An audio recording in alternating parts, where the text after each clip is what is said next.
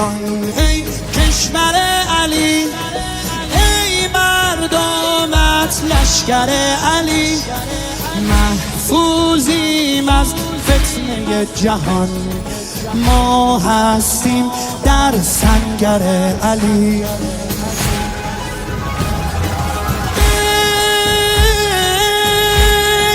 کشوری که در پناه شاه کربلا، شاه این وطن امام رضاست، با افتخار ایرانیم، در جنگ کفر طوفانیم، من تا ابد هستم زیر دین سید علی، من هم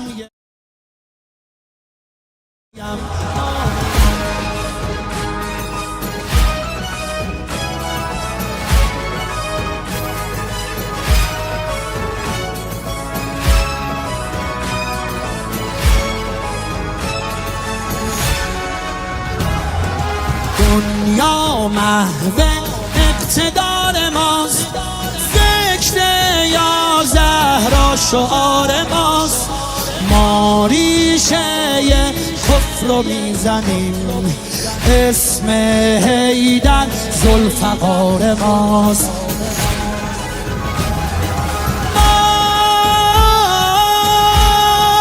وارثان شیر مرد بدر و خیبریم، در تقاص خون رهبریم، انا فتحنا ذکر ماست، ما پشتمون دست خداست، ما عاشق اولاد زهرای صدیقه ایم، ما آخر راهمون کربلا.